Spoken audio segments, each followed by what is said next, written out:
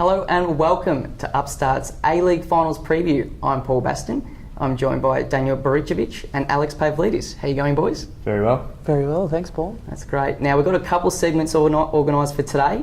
The first segment is called Yay or Nay. It's very simple. I ask one of the boys a question. They give me a yes or no answer. Barra, you kick us off. Daniel McBreen won the Golden Boot Award with 17 goals. Does that make him the A-League's best striker? I'm going to say nay. He's had a bit of a flash in the pan season, I think. I know Graham Arnold set him a target of 10 goals and he'd get a new contract. He got 17, but I think it's, like I said, a flash in the pan season. He hasn't done it before and I don't think he'll do it again. That's a nay. Pav, Michael Thwaite from the Perth Glory described Melbourne Victory's attacking prowess as Brazilian-like. Is he right? Yeah, he's right. I do believe that Thwaite does have a lot of weight behind believing that the Victory play a lot like Brazil. That theory where if you score 4 goals, we'll score 5, and a lot of the Victory's games has gone like that this season. So he does have a lot of weight behind that, and I do think the match this weekend could end up that way.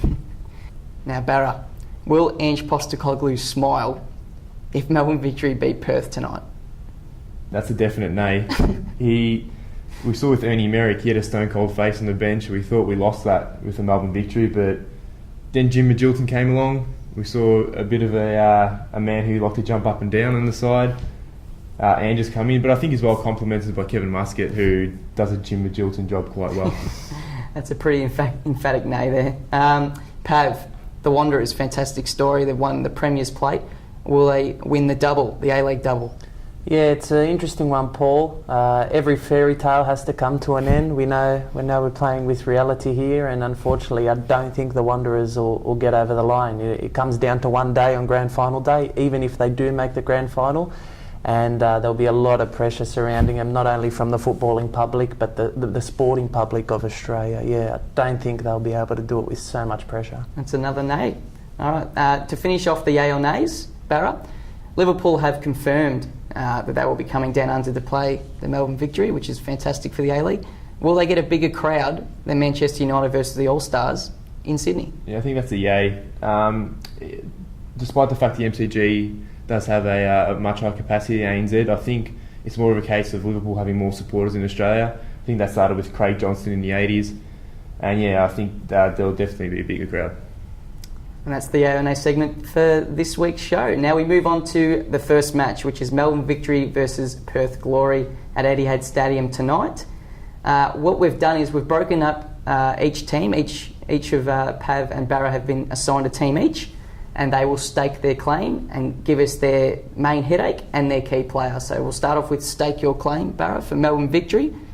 How do you win the game? Oh, well, I think with their main international players back, your Rohasses, your Thompsons and Milligans, they'll certainly add to the side. You saw last time they played against Perth about 2 weeks ago, Perth did win 3-2. However, Victory almost playing a youth side with a few fringe players, and Perth did have a few key players missing. However, I think Victory will still be far too good. Yeah, I have to agree. Also the Postecoglou factor comes into it. He's won titles in finals with Brisbane Roar and South Melbourne in the NSL as well, so he knows how to win. Strong leadership and a strong attacking force, so that's the stake your claim for Melbourne Victory there. Now, Pav, Perth Glory, how do you win the game? Yeah, the Glory is an interesting side. They've been doing well over the past couple of weeks, especially under the new tutorship of Alistair Edwards. Their new philosophy-based football has seemed to get them results. 4 wins out of the last 7 games and a draw in there as well. So things are looking positive for Perth. I think current form, especially with the victory against the Victory a couple of weeks ago, as Daniel mentioned, it'll play a big factor. Perth will know how to beat the Victory and know about how to go about that. And they showed that they can kind of match the style that the Victory have kind of enforced over the past year. So that's the way Perth's going to do it.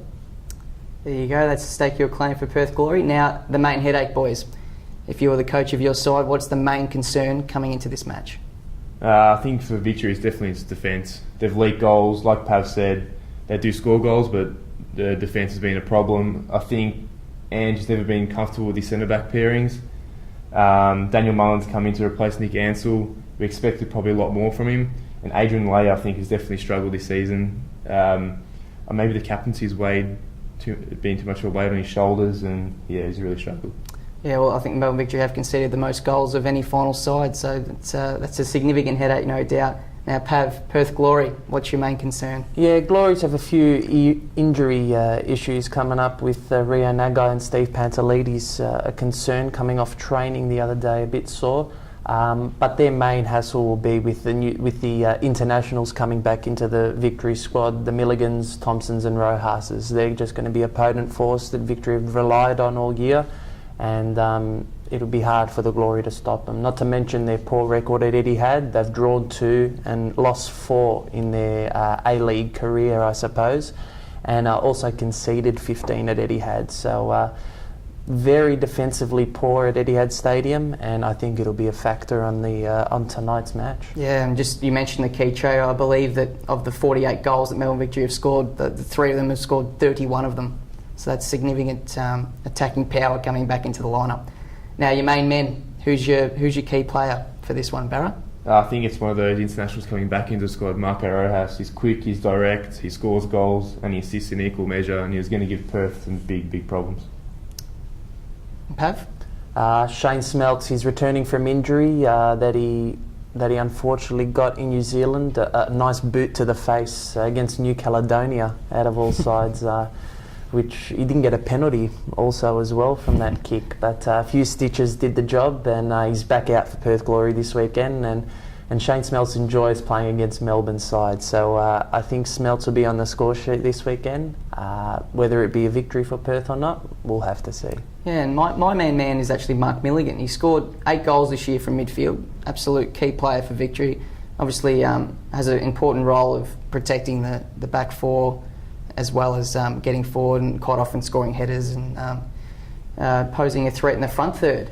Now, prediction, boys. You can break away from your teams now. Tell us what you think will happen in this one. I think it'll be a high-scoring game. I think Victory will get up 3-1. I think just their attack is too strong. And I think Ange will be able to sort out some of the defensive issues because we know in finals how important the defence is. Have? Yeah, so we know both sides play a highly possessional game now, much different under the Ian Ferguson Perth Glory, but high possession means high risk, and with both sides still not being 100% fine-tuned defensively, might be a game where we might see 3-2 to the Victory, or even a 4-3 to the Victory in extra time possibly. Yeah, I have to agree with the boys. I think it'd be a 3-1 win to Victory. The home ground advantage and the form just says the Victory will win this one. And that's it for Melbourne Victory versus Perth. Now, the second match of this weekend is Adelaide United versus Brisbane Roar at Hindmarsh Stadium on Sunday. Believe it or not, boys, the 3 fixtures between these sides this year, the away side has 1 each, which is sort of flown in the face of the form overall in the A-League. We'll jump into Stake Your Claim. Pav, you've got Adelaide? Yep. Stake your claim. So Adelaide United have been struggling the last couple of weeks, as we know, but I think their mixture of foreign flair with the Cassios, the Geronimo Newman, Ferreira, Karuska, I think that kind of attacking flair will get them over the line. And their experience in the ACL over the past couple of years, how far they've got in a cup competition, it will leave them in great stead. This knockout type of format, they'll know how to play extra time if it goes that far, and they'll know how to deal with the sudden death format of the league. Absolutely, they should hold them in good stead. Now, Barra, Stake Your Claim, the Brisbane Roar? Yeah, I think Brisbane have really started to come into form towards the pointy end of the season, go into finals. They start to play to their potential that we all know that they can play at. Mike Mulvey's brought a similar style of football to what Ange had after took over from Rado Vidicic. Like Victory, I think they've got problems with their defence, but I think Jade North has come in and covered well because Matthew German is really struggling. Absolutely, yeah. Jade North, former Socceroo, or current Socceroo if he was to get picked again. For Adelaide, your key headache, mate, what's the main concern coming into this match? Well, the form of Brisbane is undeniable at this stage. They've almost been playing a cup competition or a sudden death competition over the last 2 weeks with games against Sydney. So I think Brisbane are kind of in that mentality where it's do or die, and the Reds have been coasting along for a few weeks now. But overall, I think Adelaide's out of steam. Their season has been really long. As we know, they've been playing in the last ACL campaign at the start of this season, which means, it's week 28 now. They've almost had a 36, 37 week season. So a lot of people expected Adelaide to run out of steam. And I think it's happening now with their recent form. Oh, absolutely, yeah. Well, you talk about recent form, they've only won one of their last 7 games, so absolutely running out of steam. Now, Barra, what's your key headache, mate? What's your main concern coming into this one? Well, we all know that Brisbane dominate possession in games. They like to hold on to the ball, but it leaves them susceptible to counter-attack. They like to press on top of teams, and I think we saw Adelaide at home with against Victory play a very similar style to Brisbane, where they absolutely destroyed them in a counter-attack. I think it was a 4-1 win to Adelaide in that game, and they really just took them apart on the counter. So I think that's a big, big worry for Brisbane. Absolutely. Now, key player, boys. Pav, kick us off. Yeah, Eugene Galekovic, the captain for Adelaide, has been one of the standout goalkeepers of this season, if not the best goalkeeper. We all know Ante Kovic and Matt Ryan are up there for that title as well when it comes to the end of the season, but I think Eugene has kept Adelaide in that type of position where they are, 3rd place on the ladder, or 4th place on the ladder rather, and I think he'll play a big factor if the game does go to penalties. I think he's just got more form than Mickey Theo, who has been a bit of a lull this year, and I think he's pivotal to the Reds staying in the game. And you, Barra, what's your key player? Yeah, I think you can't look past Thomas Broich. I think he's the best player in the competition. He runs the show from the raw midfield. He does it all. He dictates the tempo, I think, which is the main thing. When Raw are behind and really need to press on, he'll get the ball. He's direct. He's got the through balls. He's got the range of passing. And when Raw need to hold on to a lead, he can stand on the ball, dictate play, lower the tempo, hold on to it. So, yeah. Absolutely, yeah. And my key player, actually back up Pav on this one, Eugene Galekovic has been absolutely heroic at times this year. 8 clean sheets. And in fact, the A-League standard of goalkeeper is quite good at the moment. When you look across the league, you've got Matt Ryan, Ante Kovic has had a magnificent season. There's some really good goalkeepers going around, but I think you could almost argue that Eugene is the pick of the bunch. So, prediction, boys? Pav? Well, I'll go for 0-0 in this one. I think we might see a penalty shootout. I think both sides will be afraid to concede rather than being a stark contrast to the Melbourne-Perth game. I reckon it'll come down to the keepers, and Eugene Galekovic will win at the end of the day, get the Reds over the line with some of his heroics. Yeah, I think it'll be 1-1 after normal time. I can see Brisbane getting up 2-1 in extra time. There you go. I think Brisbane, reigning champions, they know how to get the job done in finals, and I think they will cause somewhat of an upset at Highmarsh Stadium. So that's a wrap for Brisbane Roar versus Adelaide United. Now, this segment is called Crazy Like a Fox. It's a bit of fun. What I've got the boys to do, and I'm doing it as well, we've got a statement to make, and you can either call it crazy or crazy like a fox, in that it has a bit of merit to it. Now, I'll kick it off. Boys, I think Kevin Muscat will create a headline this weekend. I don't know how, I don't know where, and I don't know why, but he will somehow create a headline as the assistant coach on the touchline. He might get thrown out. He might cause a fight, he might grab someone's throat. He's liable to do something quite controversial. Crazy or crazy like a fox? What do you think? Oh, I'm going to say crazy like a fox. Yeah?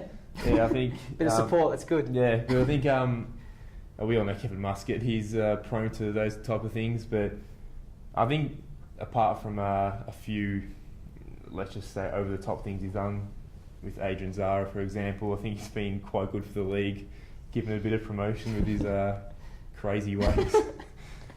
What about you? Bit of support? Quite interesting you mention Adrian Zara. I reckon that claim is a bit crazy like a fox. Adrian Zara scored on the weekend against Adelaide, and he might retain his spot in the starting 11. So Etihad Stadium, Adrian Zara, Kevin Muscat could be round 2 on the sidelines. But Muskie, I think Ange has kept Muskie in his place for a long while now, and it's going to take something special for Muscat to get out of the chair. Maybe a Kazmina musket type of thing with Adrian Zara. Who knows? A bit of theatre for the A-League, but we'll see if that happens on the weekend. Well, I reckon he's ready to explode, ladies and gentlemen. Watch out for that one. Now, Barra, what's your crazy like a fox statement? Well, I'm just going to go and say just crazy from the beginning. You can see a Lee Brox from scissor kick in the 90th minute to win it. Then a pitch invasion to follow. So I'd love to see it, but we'll see how it goes. I'm calling crazy. I'm calling certainly crazy on the second part. Maybe the first part has a bit of merit. Maybe crazy like a fox. What do you think, Pav? Definitely crazy. We know the Feed the Brox hashtag has been floating around for a while now, and I don't think the wee man can get his foot over his head if he's going to score a scissor kick. Yeah, a bit crazy with that claim. Probably a fair call. Now, Pav, what's yours, mate? Well, I can see a really high-scoring game, as I mentioned earlier, between the Glory and Victory, and I can see 6-0 to New Zealand. 6-0 to New Zealand. New Zealand. Now, I'll explain that to you. I think a hat-tricks or 4 goals, 2 goals to Smeltz and Rojas. Okay. I can see that happening on the weekend, boys. Am I crazy or crazy like a fox? Do you want to kick it off? I think crazy. I can't see it happening, Pat. I'm sorry.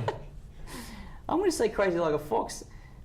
There's a bit of merit there, I think. I think of the players on the pitch, they're probably the most likely to score. So why not? 6 is a little audacious, though. I'll give you that. But that's a great crazy like a fox. That's what we want. This is what this segment is all about.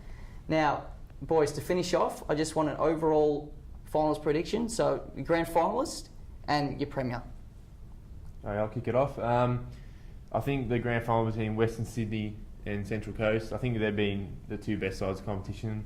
It'd be almost a shame to not have them both in the grand finals, and I think Western Sydney will win. I think the way that they're set up defensively, they can score as well. So I think the way that they're set up defensively is perfect for finals. So. Absolutely. Well, they haven't conceded from a set piece yet, Western Sydney Wanderers, which should hold them in great stead for the finals. And Pav? Yeah, it does look like it's going to be a Mariners Western Sydney final, especially with the added storyline of the death of their media manager, Rod Allen. Pretty sad story there, and definitely driving the Wanderers. But I'm going to go out on a limb and say it's going to be a Brisbane Roar Western Sydney Wanderers Brisbane final. Roar? Yes. It'll be another fairy tale story with the Roar possibly having the ability to go back to back to back, and I think they might be able to do it. Everyone expects Mariners Wanderers, but yeah, like I said, I'm going to go out on a limb and say Brisbane are going to make the final against the Wanderers and possibly knock them off in another brilliant narrative for A-League football. There you go, ladies and gentlemen, you heard it here first. Brisbane to go back to back to back. Not sure about that one, Pav. My prediction, I think Western Sydney Wanderers versus Central Coast, as Barra said, as both said, they've been clearly the standout players this season, and I think the Wanderers will actually take the title in their inaugural season. Who would have thought? Boys, thanks for joining us today, and that's a wrap for the A-League Finals preview.